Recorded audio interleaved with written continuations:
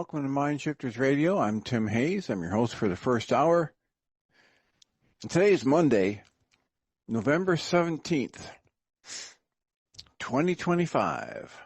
As always, we're grateful to everyone who's joining us here today, whether you're listening live or through the archives, as we spend another couple of hours teaching and supporting people in using some of the most powerful, effective, efficient, and accessible tools I've ever encountered.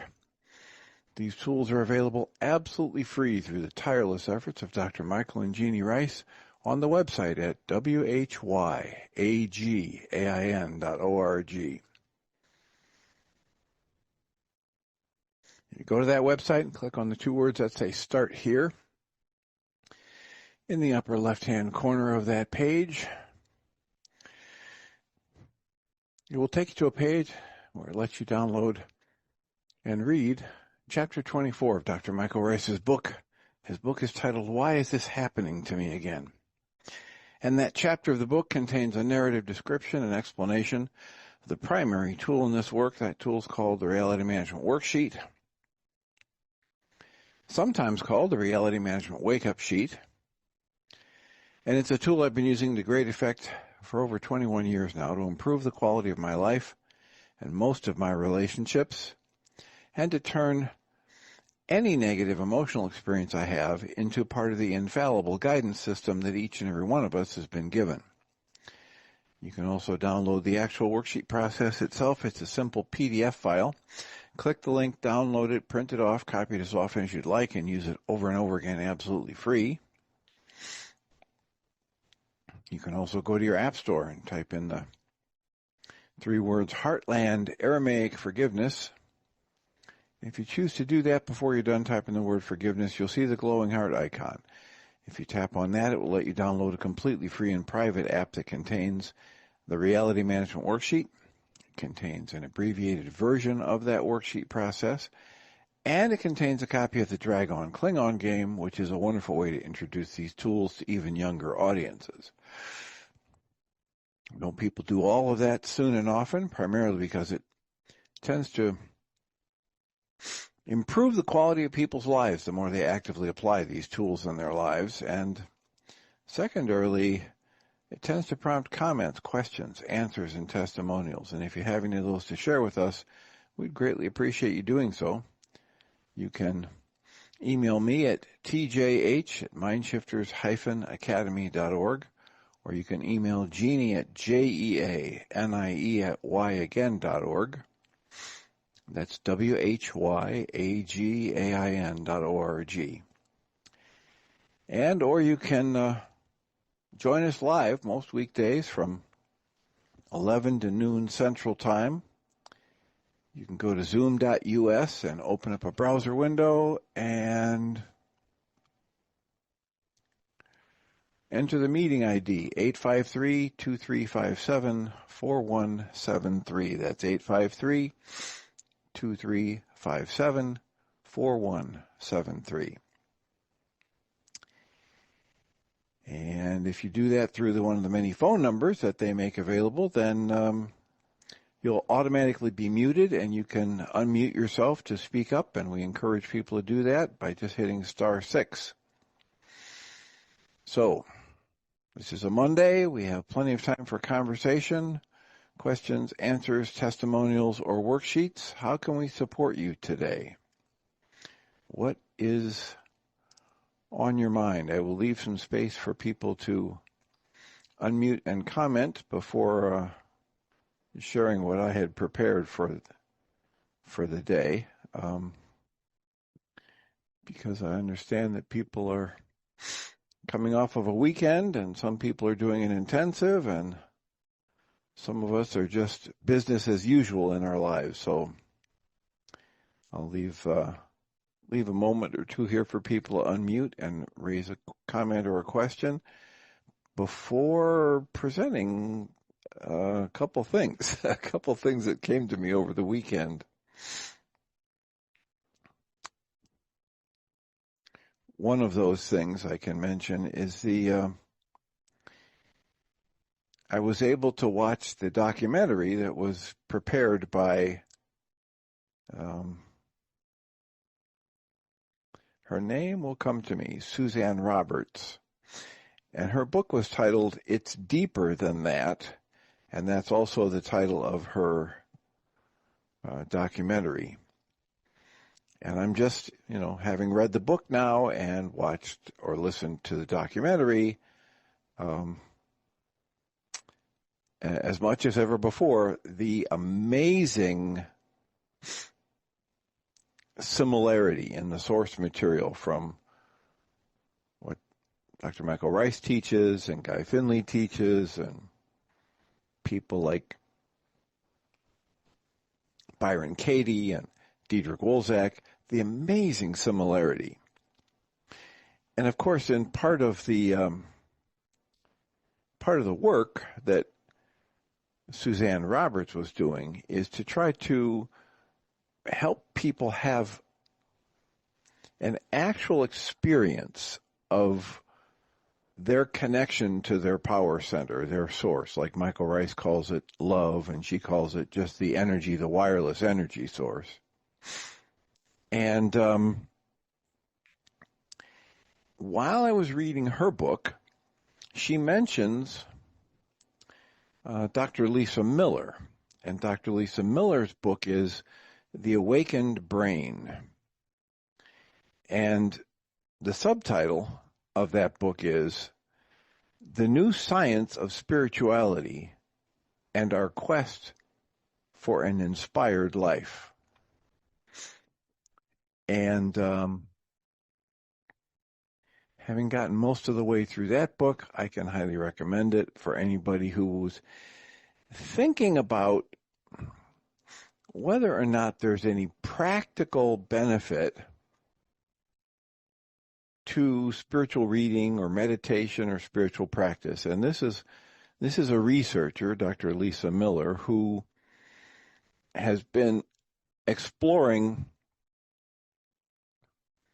what from a research perspective, let's do some serious parsing out of different factors and figure out, is there a potential benefit to the mental health of a person if they have a spiritual practice or if they are inclined to be spiritually focused in their life. And so as a researcher, she's spent quite a bit of time on her own and working with others to devise the experiments that can test out their hypotheses. And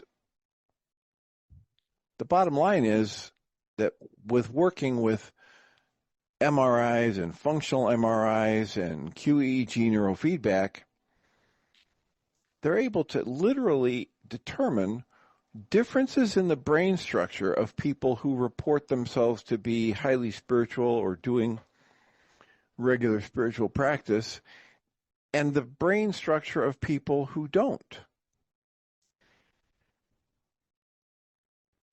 They've also got some amazing, and to my mind anyway, as someone who had to do some research for my own dissertation, etc., some amazing research design. In this one case, they decided to have individuals write a narrative description of a time when they were sad or depressed, and then write a narrative description of a time when they were just comfortably relaxed in some kind of a setting, and then have them write a narrative description of a time when they had had a spiritual experience, whether you would call it an awakening or a deeply spiritual experience. And then, after they had written these things out and then they'd recorded their own voice reading them, then they came back a couple weeks later and they were put in these scanning devices as this audio of their own voice reading their own writing to them, or reading it back to them, was played, and then they watched the brain activities. And it was truly amazing, because what they found out was that areas of the brain that get active when they're listening to themselves read a story about a time when they were sad is a very different part of the brain that gets activated when they listen to themselves read a story about how they were deeply relaxed one time. And that's entirely different. Trying to work with. Hello. Sorry about that. Sally, you're unmuted? Okay. And that's different than the part of the brain that gets activated when people go listen to a time when they had a deeply spiritual experience. So when you combine that actual brain scans that show different areas of the brain activated when you're sad versus when you're resting versus when you're having a spiritual experience, with the overwhelming high correlations they have between people who have reported a deep spiritual practice and either their ability to recover from depression or they're having much more mild symptoms of depression and or them having many fewer recurrences of a depressive episode if they were either spiritually active prior to getting the depressive episode and or they developed a spiritual practice as a way of helping them recover from a depressive episode.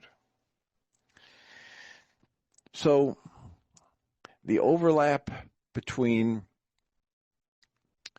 the book and documentary by Suzanne Roberts titled It's Deeper Than That, and the way Dr. Michael Ryce talks about how you don't have any device that operates when it's been disconnected from its power source. And here's her whole book about waking up to the fact that you have a wireless power source that animates this energy system you call a body, and bringing in people like Lisa Miller and her really solid research about the benefits of having a spiritual practice in mitigating or managing or recovering from your symptoms that might be labeled as depression, they might be labeled as anxiety or obsession, etc.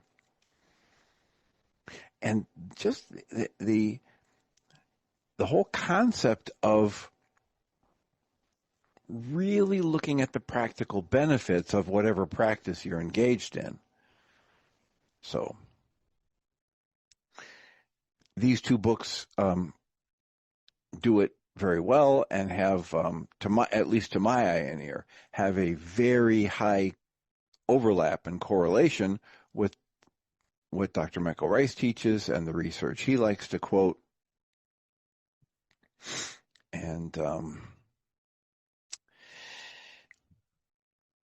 And that's what I was going to say about that. I also got an email notice about Dale Allen Hoffman is working on a revision of his book, Echoes of an Ancient Dream, and I think he's doing the Audible version as well. So I'm looking forward to that in the not too distant future. And the other thing I was going to add, if nobody's going to speak up right now, is some writing about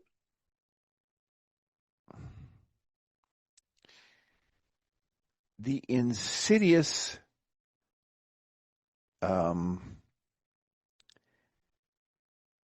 aspects of our current patriarchal system, which, and when I say current, I mean for a couple thousand years anyway, maybe 3 or 4, that is so invisible, is so much a part of our lives. It's like the fish that doesn't understand what water is. And the writings about it that you can find by Rebecca Solnit, Solnit, and another story about Elizabeth McIntosh, who was born in 1896. These two stories really, they help people who have a difficult time seeing the negative effects of the patriarchy.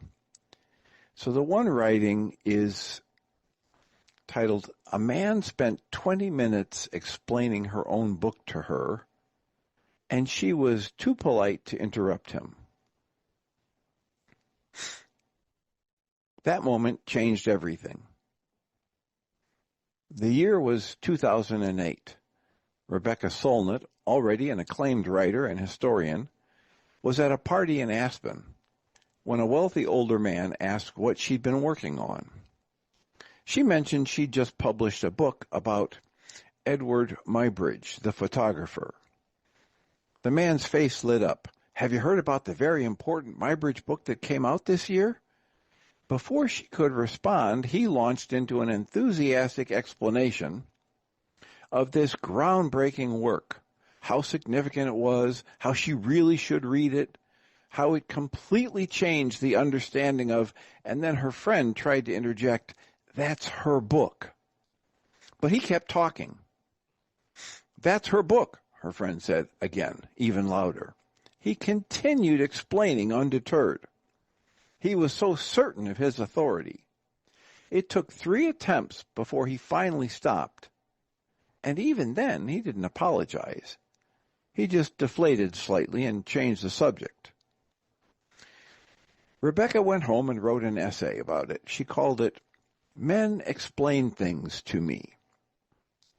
And with that essay, she gave the world a word for something women had experienced forever, but no name for. It's currently called mansplaining. Now, that essay wasn't really about one pompous man at one party. It was about a pattern Rebecca had noticed her entire life. Men explaining things to women who already know them. Men speaking with unearned authority. Men assuming their knowledge is superior, even when confronted with evidence to the contrary. She wrote, quote, "Men explain things to me still, and no man has ever apologized for explaining wrongly things that I know and they don't." Close quotes. Women everywhere read that sentence and felt seen. Within years, the term mansplaining entered the Oxford English Dictionary. Though Rebecca never used that exact word, she had simply described the phenomenon with such clarity that someone else had to name it. But the essay revealed something deeper than just annoying male behavior. It exposed a system, standards that nobody questioned. Here's where Rebecca Solnit's brilliance really shows. She doesn't just point out individual bad actors. She reveals the architecture of inequality. In her work, she writes what might be her most devastating observation. Quote, "Men invented standards they could meet and called them universal." Close quotes. Now, my mind says stop and think about that. That is so powerful. And then in the article here about Rebecca, that's what they do. They take a whole line to say, stop and think about this. Men invented standards that they could meet and then called them universal. History books are called history, but they're mostly about men. So women's history becomes a subcategory, a special interest topic, while male history is just history. It's the default. It's the universal. Literature anthologies are called, quote, great literature, close quotes. And yet they're only filled with male authors. So women's writing becomes, quote, women's literature, close quote, another subset. While male perspectives are presented as the human experience. Philosophy is taught as universal human reasoning, but it was developed almost entirely by men. So women's ways of thinking get dismissed as emotional or subjective or irrational. What they call the, quote, universal human experience, close quotes, was actually just the male experience rebranded and sold as neutral truth. Rebecca asks, what if we stopped accepting that? What if we recognized that what we call objectivity and universal standards, these themselves are gendered constructs designed to exclude women? If we do, everything changes. Suddenly, the rules aren't natural or inevitable. They're just choices. Choices made by people with power. And choices can be challenged. Another pattern that Rebecca dismantles, it's the idea that silence means peace. We're taught that women who don't complain are content, that communities without protests are harmonious, that the absence of visible conflict means everything's fine. But as Rebecca points out in her essay, the collection titled, quote, "The Mother of All Questions," close quotes, silence often just means someone's voice has been successfully suppressed. She examines the questions women are constantly asked. Why don't you have children? Why don't you smile more? Why are you so angry? These are not innocent curiosity. They're enforcement mechanisms, ways of policing women's choices, emotions, and existence. And when women answer honestly, when they say, I don't want children, or I have every right to be angry, then the women are treated as though they're being disruptive, as if they're creating conflict where none existed before. However, Rebecca reveals the truth. The conflict was always there. It was just invisible because one side had been silenced. She writes, the question isn't why are women angry? The question is why aren't we angrier? The personal is evidence. What makes Rebecca's work so powerful is that she refuses to separate her lived experience from intellectual analysis. In her memoir, Recollections of My Non-Existence, she describes walking through San Francisco as a young woman, constantly aware of male violence. Catcalls felt like threats, strange men following her, the persistent feeling of being hunted in the public space. She describes being interrupted in conversations, dismissed in intellectual spaces, told her ideas weren't quite right by men who then repeated those same ideas just minutes later to receive applause from others. These aren't just personal grievances. These are data points. Data proving that women navigate the world differently than men. Data that, quote, the public space, close quotes, isn't equally public for everyone. That intellectual authority is gendered. That male violence structures women's daily existence in ways men never have to consider. And I would just say here, most men never have to consider. Here's her crucial insight. The man who interrupts a woman in a meeting and the man who commits violence against women aren't opposites. They're part of the same system, one that treats women's voices, women's bodies, and women's autonomy as less important than men's comfort. The small dismissals of the large violence and the large violence, these exist on a continuum. They are connected. Here's what makes Rebecca Solnit devastatingly effective. She doesn't scream about injustice. She dissects it with surgical precision. Her tone is measured, literary, often quietly cutting. She uses careful evidence and precise language. She doesn't rage, she reveals. And this is deliberate. When women express anger, they're dismissed as hysterical, emotional, unreliable. However, Rebecca's calm clarity makes her impossible to dismiss without revealing your own bias. She writes, quote, "Credibility is a basic survival tool," close quotes. For women challenging male authority, being believed is a battle. So Rebecca arms herself with unshakable logic and undeniable patterns. Her restraint isn't weakness, it's tactical genius.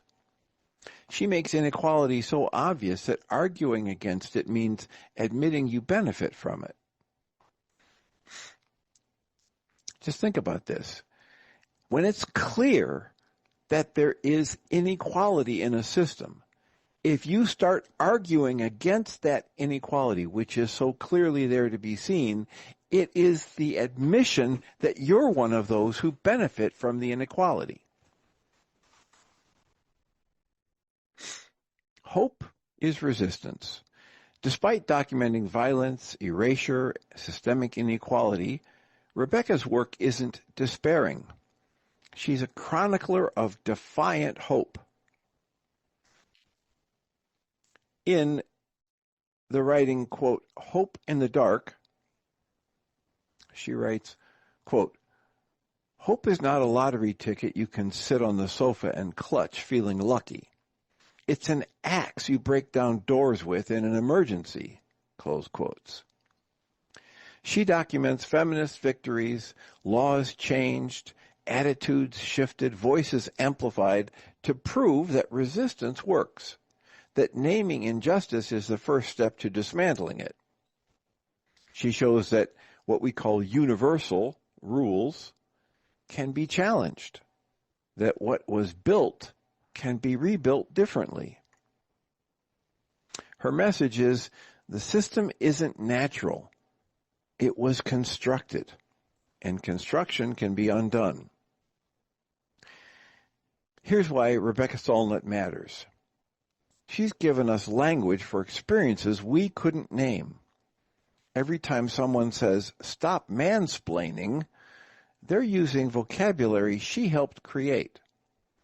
Every time someone questions whether something we call a universal standard is actually universal, they're applying her framework. Every time someone refuses to accept silence as peace, they're following her example. She has shown us that feminism doesn't require rage to be effective. Sometimes the most powerful critique is delivered calmly, with precision and evidence that makes injustice impossible to deny. She has proven that the personal is political, that individual experiences aren't isolated incidents, but they're evidence of structural patterns. And she's reminded us that hope isn't passive waiting, it's active work, the daily practice of refusing to accept that the way things are is the way they must be. The man at a party in Aspen had no idea he was about to become famous. He thought he was just sharing important information with a woman who clearly needed his expertise. Instead, he became an example, a perfect illustration of a pattern so pervasive that millions of women recognize it instantly. Rebecca Solnit took that moment of being silenced and turned it into a voice that couldn't be ignored. She gave us words for what we already knew. And as words, and she's proven, and words, as she has proven, are where the change begins. Once you can name something, you can see it everywhere. Once you can see it everywhere, you can start to dismantle it. That's not just writing. That's revolution. One precise sentence at a time. And then there's a writing about Esther Perel. She has spent decades studying how love, power, and identity shape one another. Her words cut through centuries of quiet conditioning and the idea that men could be complex, unpredictable, and forgiven, while women should be agreeable, simple, and understood only in parts. Men have been allowed to be whole people. Women have been trained to be pleasing fragments. Every expectation reinforces that divide. Men are permitted contradiction. Women are expected to be consistent. Men are allowed ego. Women are told to erase theirs for the sake of harmony. Perel's insight exposes how deeply performance has been woven into femininity, how often women shrink their anger, shrink their desire, and shrink their truth just to remain likable. Her work invites a return to wholeness, to be loved not for being easy, but for being real. Because the cost of being pleasing is invisibility, and the price of being whole is freedom. Esther Perel's brilliance lies in reminding us that intimacy begins where performance ends, and women can no longer edit themselves to fit the comfort of others.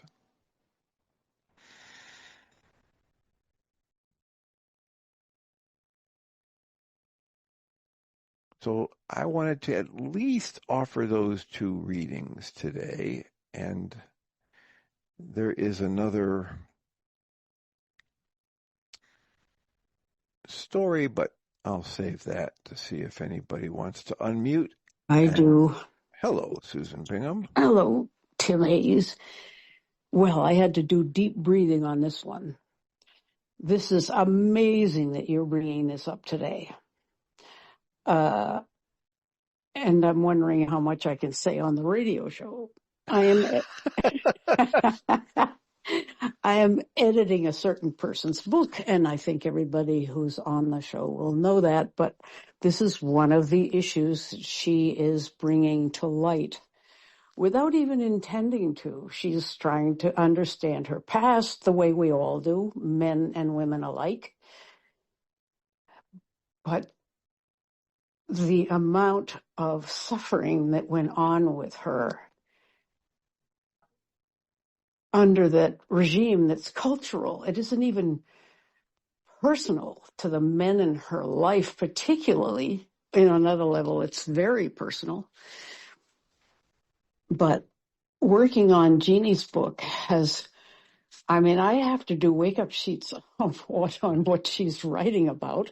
Well, I don't doubt it, because just what little she shared years ago had me doing worksheets and breathing and tapping. So I know. That was when it was just in the beginning process. So I can't imagine it's gotten any easier to stay with her story.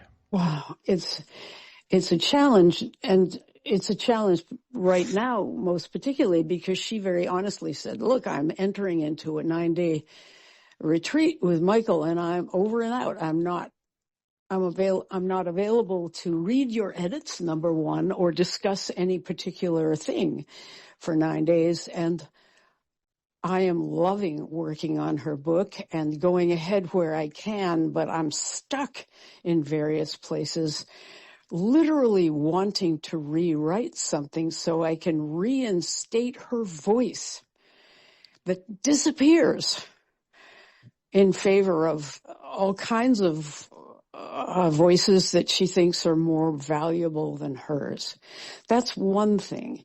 And I won't go into too much more because it just doesn't seem appropriate. And being in the middle of it, I'm not even clear enough to know where the edges are. But the other thing is we look at our administration and the fact that this is political now, but a very talented brown woman didn't get elected over a man who was so unqualified, and okay, we don't have to go into that anymore, but there's that and this, and I've built up a head of steam so that Tim Bingham and I had a fight last night, because anything that happens that, I'm about to get a hip operation, which means I'm going to be out of commission for a few weeks, and I'm figuring, what things, I'm making lists of what I do around the house. We've had a very traditional marriage by our own choice. It was just the right way to go. I did my artwork at home and was totally supported financially by Tim. I did all the house stuff, the kids stuff, the whole scene like a 1950s marriage. Now all of a sudden I'm going to be out of commission in that way, and Tim is finding it, he doesn't want to have to do those things. And, what can I say? I get it. Yeah. And so old habits are difficult to break. They are. And of course, I've got Marwa here, the Iraqi mother who's working 2 jobs, who says, "Oh, I'll help." I'll do it all. Yeah, Marwa, shut up. Also watching how she rears her boys. She's even worse than I am. Spoils them. She'll come home after working a second shift and she won't go to bed till she's cooked a bunch of stuff so that they have something to eat. And they want to go on a grocery shop in the middle of the night because they suddenly made $10 mowing our lawn or something like that. And she'll do it because she wants to have them have what, probably she'd feel that way about her daughter too. But the boys are doing the same things, leaving their dishes in the sink. And who's going to do those? It's a kind of unconsciousness. It's not intentional. And I want to interrupt this whole narrative to say, I have a Black woman friend, and I'm like the men in what you're talking about. White people don't even know when they are transgressing. They don't know when they're acting racist a lot of the time. I'm one of them. We go for walks and we've made a deal. I said, you've got to tell me when I say or do something that's racist and I don't even know what it is. And she said, all right, it's a deal. And she said, now, wait a minute. What do you mean by that? And I say, oh my God, I did it. And we've had the best discussions because she, being the underdog, quote unquote, is willing to give me a little space to learn. And I'm thinking men need this too. So how do we have a healthy, loving dialogue and yet hold the line without I'm in danger of being called a bitch or too demanding, or all of a sudden, what's happened to you? Because my hackles go up. Because all of the evidence of our whole cultural imbalance is coming up in my face from several fronts. Yes, indeed.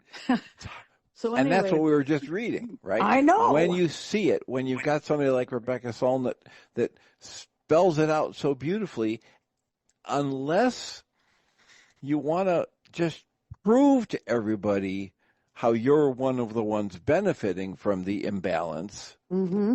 You've got to admit that it's an imbalance. You've got to admit that it's not a universal thing. It's not a natural thing. It's a created thing. Yeah. And on my side, I'm tempted to make the guy in the house the bad guy, selfish, self-serving, lazy, whatever it is. And that's no use either. So I'm right. looking and for and tools. It's not, and that's right. Well, the tools you've got the Reality Management Worksheet and these other things that you can do, the EFT tapping, the breath work, you can do that and dismantle your upset. When you do, and you ask to be shown something else, what you're going to be able to see more clearly is, oh, this is an invisible, powerful system that has had me and Tim acting this way for decades. I know. But it's not Tim being a jerk or me being a jerk. It's the powerful system that we've both done the dance with. Absolutely. So when you get frustrated, more often than not, when you do the cancel the goals, etc., you will start to see that the anger that your mind wants you to think is pointed towards Tim is anger you're generating as you judge yourself negatively for having been in this marriage this way all these years. Well, I haven't even asked that question because It'll be right setup. There. Yeah, Yeah. it's been a good setup, and it's exactly what led to the conflict you're having right now. Yeah. Right? So it was a good setup, and it worked. Okay, and unless you got a time machine, you don't want to talk about going back and changing it. You just want to recognize it worked then. It's not working now. There aren't kids in the house. There aren't, daughters or sons in the house to pick up the slack when you're not able to do it. He's going to have to do some of it, or it's not going to get done for a while. And you don't need to be in the blame game. You don't need to be in the anger to be able to see that.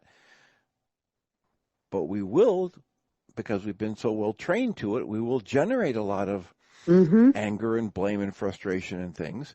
But then we can just use the tools to dismantle it if we're willing. Yeah. Well, it's like stacks.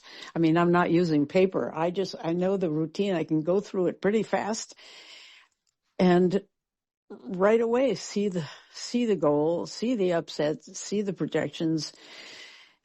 And I know Michael wouldn't like that because he likes us to get out the paper, and probably it would be more effective if I did, but so much of it happens in the kitchen when I don't have my tools with me. I'm just taking a deep breath and realizing this tack is not working. Soften, allow. Soften and allow is the first step for me, is just step back and rather than want to punch somebody in the nose. So anyway, I don't know what to say from here. It's just an ongoing thing. This is perfect. And it doesn't matter what the situation is. Yeah. If I have, this is at the core of the teaching that we're doing here and why the worksheet is so effective. If I have anger come up in me, the first thing I can know instantaneously is that whatever my mind is telling me about why I'm angry is not the truth. It is at least not the whole truth. It might have a part of truth in it. Yeah. Right. Instantaneous. This is the feedback system. This is why I say in the intro that the Reality Management Worksheet can be part of can help me turn any negative emotional experience into part of the infallible guidance system that each and every one of us has been given. What does that mean? It means when I'm angry, I realize whatever my mind is telling me is not the whole truth. Right. Something going on. Yep. And if I can use that to signal the self-focus, the introspection, the healing, the goal canceling, by the time I'm done reading It's Deeper Than That and Lisa Miller's book, the whole stuff, the structures of the brain, all about holding tight or letting go, canceling goals, holding on to awakened awareness versus achieving awareness. It's so much the same stuff that Michael Ryce has been teaching for decades. You said the other day, Michael Ryce has been teaching this. The Course in Miracles is teaching it too. The Way of Mastery is teaching it too. It's not unique to any. Yes. You're saying that. You're saying it's out there. It's available. People are coming up with it all over the planet. Talk about a synchronicity like resonance. And some people are going to cling to the ego and want to attribute it to one person or another or one style or another. And it's fine if somebody say, this works better for me than that one. That's fine because that's an individual thing. Right. Where the glitch comes in, where people start saying, well, mine's better than his, and the comparative game that Guy Finley tries to warn us about is when we try to say one is better than another. Yeah, I know. Or the only way in the case of the church. Yeah. or attribute it to just one person when it's been clearly in the great writings and all the great teachers that I've ever heard about. They say, look, I had to be taught, right? I had other teachers. Yeah.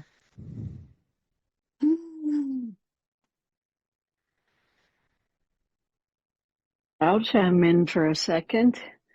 Hello, It's Please Sally. do. Hello, Sally. It's so good to hear your voices. You guys, I had to come to my room because when the radio show came on, we were having lunch. And I laughed when Susan, you said you were working on Jeanie's book because I was working on Jeanie's body. And so about the same time, probably yesterday, we were literally entering the space of Jeanie.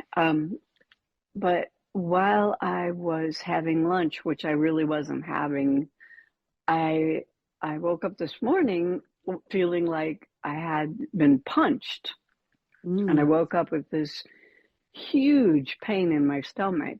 And I thought, okay, I've never had this before, so I just figured I'd walk it off. I went to the kitchen. I did kitchen duty. I did my stuff, and I kept thinking, okay, this is really not good. So I came up here to the room to do some movements on the bed. And when I lay down on the bed and listened to what Tim was reading, I just sobbed.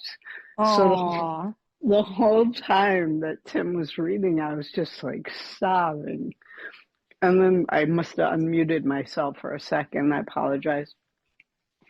Because, oh my goodness, it's just, mansplaining started for me when I was like 2. Oh. It's just so, no, I never understood why now that I'm a full adult grown woman with some ideas of my own, why it bugs me so much when that happens. I would just figure, oh, I'm being bugged, but it just kind of all came up. So I wanted to thank you both, or all of you, for being here. And hopefully by the end of the day, I don't feel like I have a big pain in the stomach. It's still there? Oh yeah. Well, it's better. Now that I came up to the room, it's better. When was it? What time of day or days did it get initiated? Was it just on waking this morning? It was on awakening this morning. Yeah. I had a good night's sleep. I woke up at 6 a.m., got up, went to the bathroom. I thought, wow, my stomach really hurts. I've never had this before. Where is it? And is it a pain or a nausea? It's not a nausea. It's very high up, like a hiatal hernia. Oh, yeah. So I started using my hand, because someone once taught me how to work with hiatal hernia. Hurts like crazy. But you kind of make a fist and then you dig in way up high and then move the fist downward. Yeah. And, it kind of convinces the body to get normal again. I'm doing that right now as we speak. But everything I've tried has not worked since 6 a.m. So I'm not done yet. People are asking me, what aren't you willing to digest? and people are asking me, questions, and I keep thinking it feels like a knife in my gut, but not my gut. It's high. Did you do some review of yesterday's activities and work or events right before bed? We did some healing stuff with Patrick, and I should review that. I did not review yesterday at all. Did you do any of your own work yesterday? Oh, in the group, you're. No, I did the first day. Mm-hmm. I did the first day, but I didn't do much yesterday. So I'll keep you posted.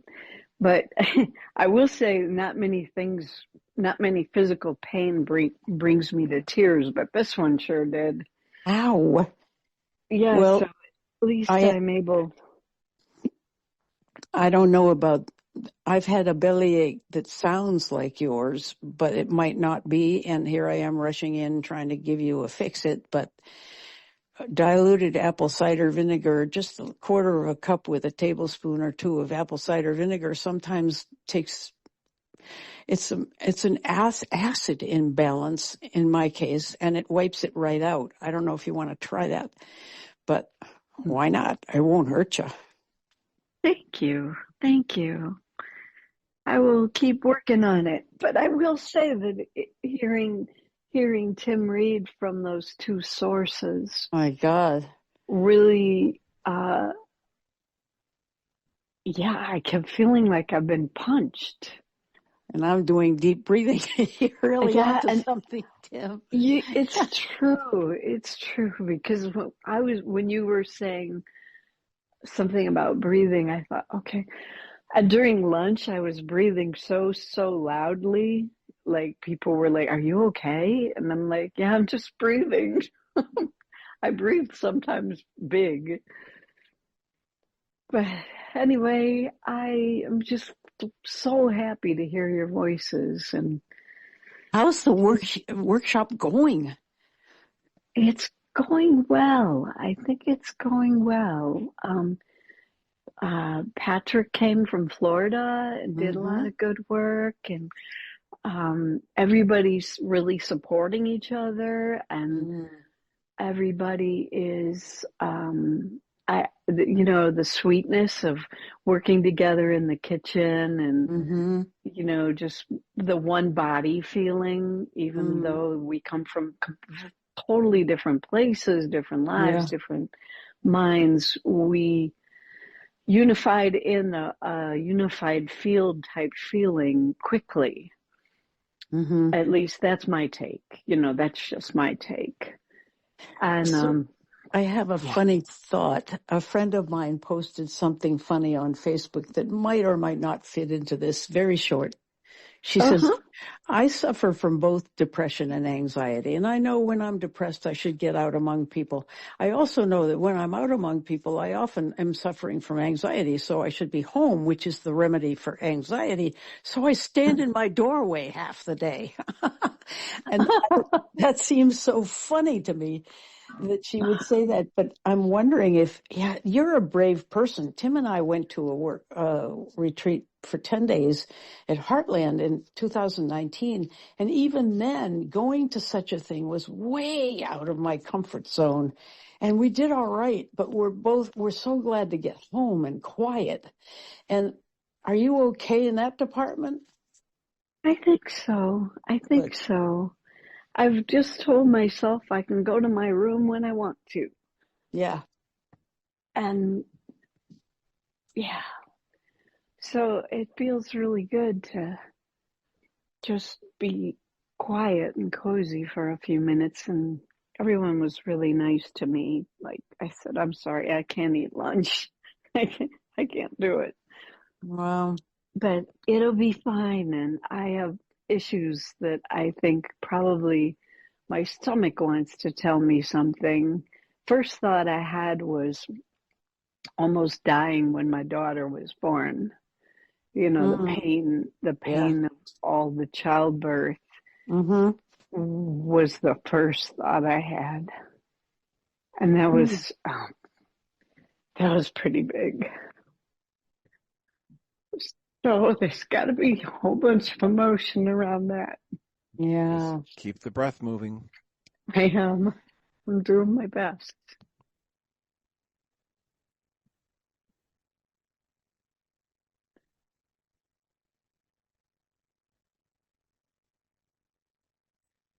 Was there a lot of pain in that process? Yes, sir. Yes, sir. extreme pain. Any of it echoing the pain from this morning that had you in tears?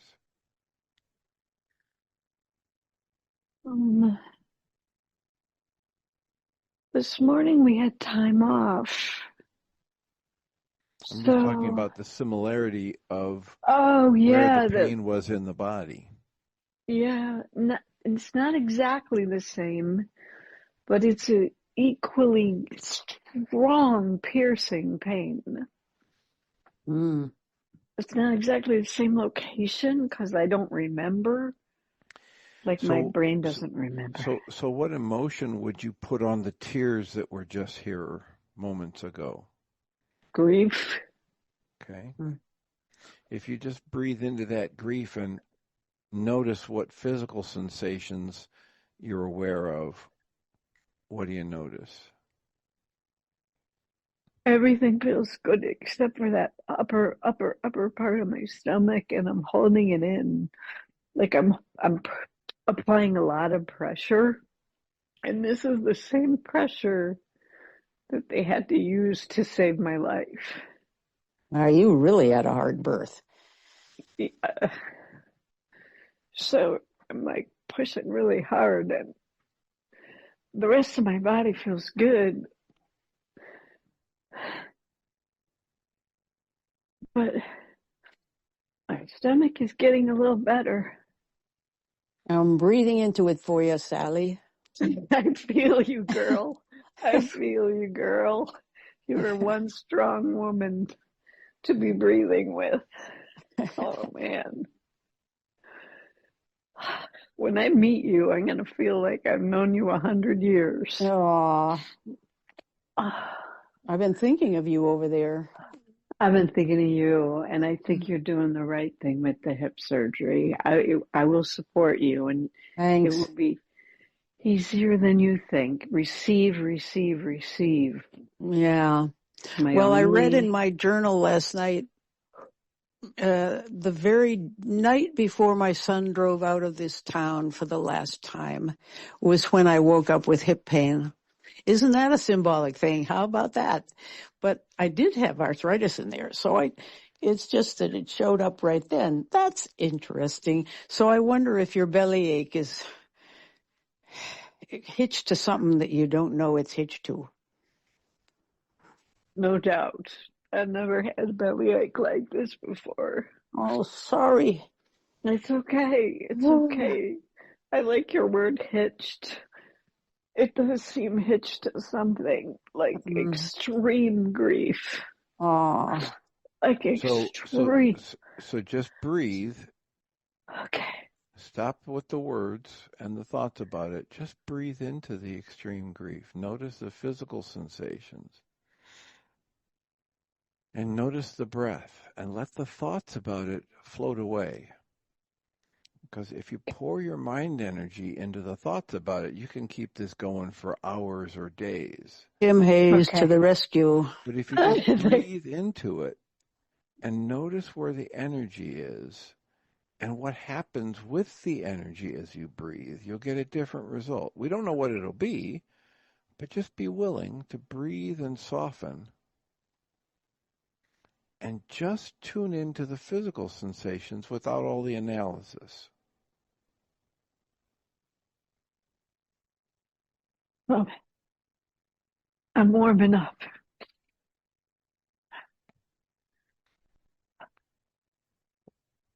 I'm sort of tingling everywhere. I'm rocking back and forth on my feet. I'm holding my stomach real tight. Real tight. Oh.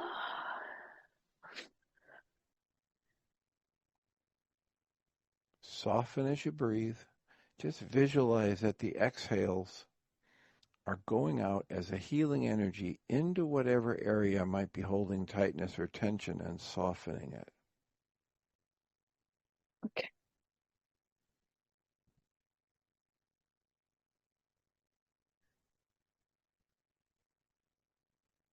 What do you notice?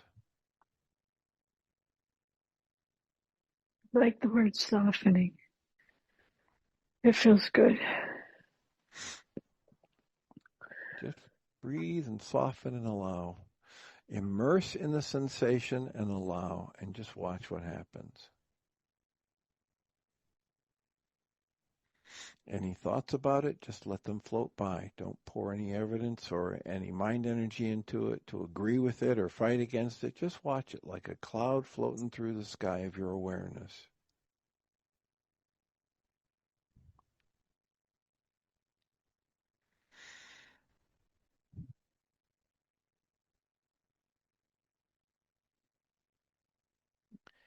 What do you notice now? Better. Better. Better.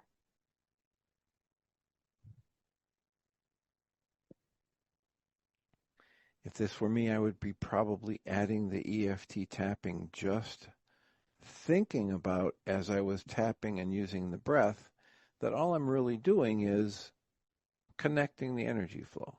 So I'm not doing it to achieve any outcome. I'm just doing it to keep my system connected and allowing whatever. Okay. Oh, I never tapped so fast in my life. Mm-hmm.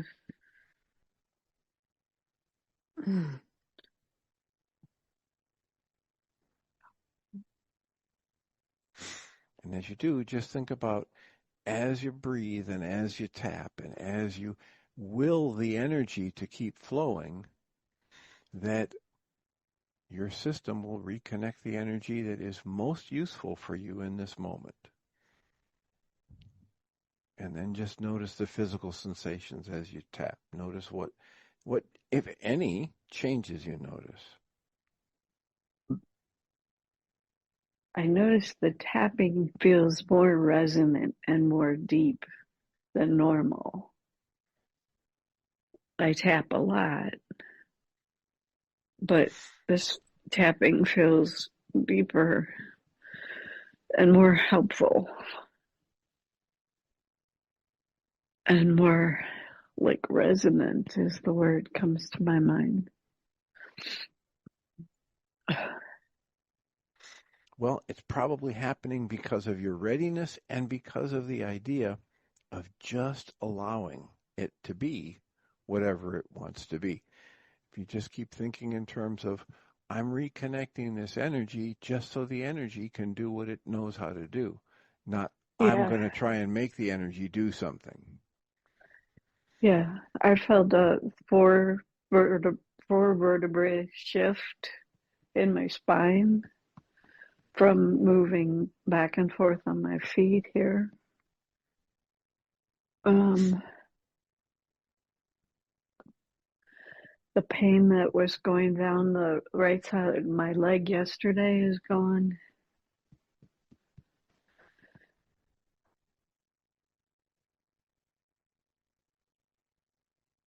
I think I'm going to be tapping all day.